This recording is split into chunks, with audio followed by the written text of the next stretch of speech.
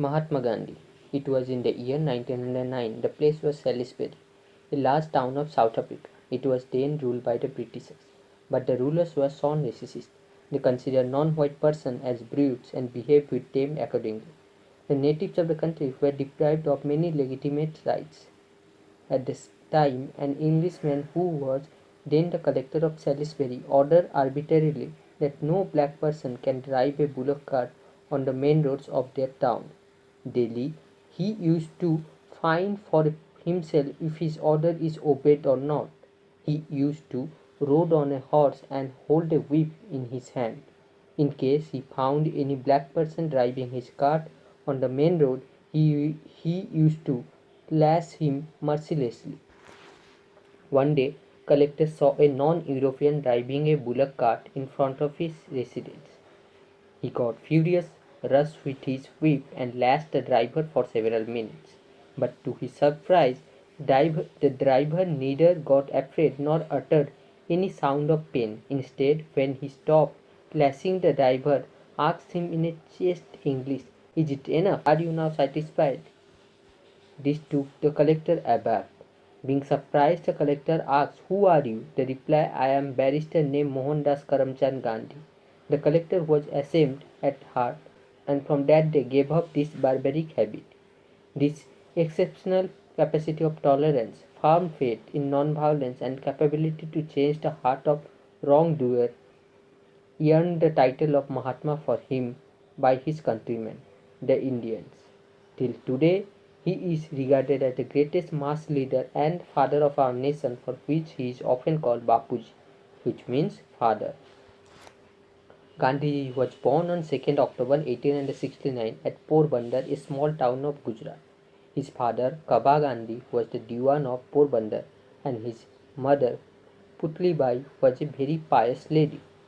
Gandhiji's character was much influenced by the religiousness of his mother. As usual, Gandhi graduated and desired to go to London for being a barrister. Prior to his voyage to London, his mother made him promise that while in England he will neither touch wine nor any kind of non-vegetarian food. Though such a promise is very difficult to be fulfilled in a cold and mostly non-vegetarian country like England, Gandhi promised to do so and in spite of hardship never acted otherwise. This proves his deep respect for truth, which he later expressed in his famous saying, "God is truth and truth is God."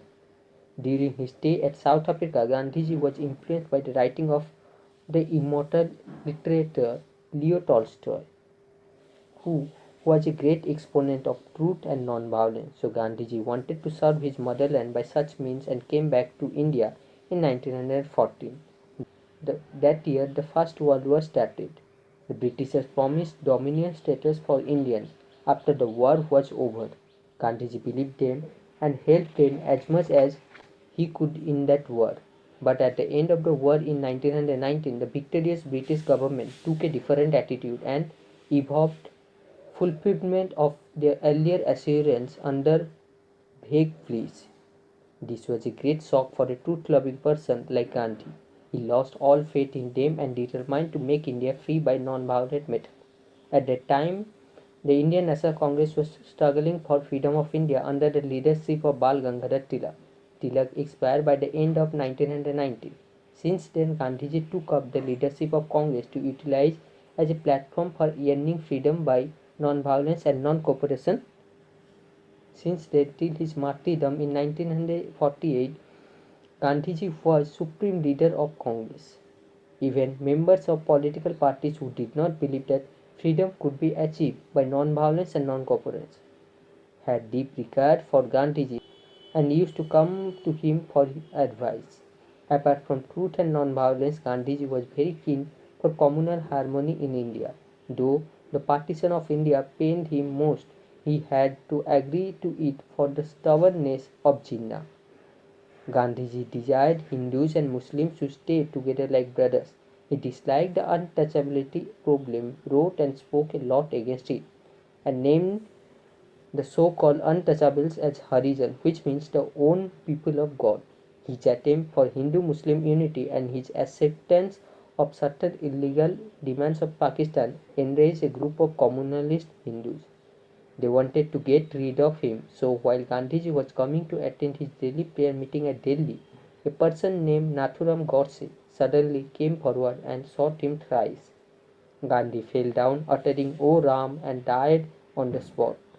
Thus he became a martyr like Christ or Buddha. The whole world was shocked to hear the news. All countries paid high tributes to Gandhiji.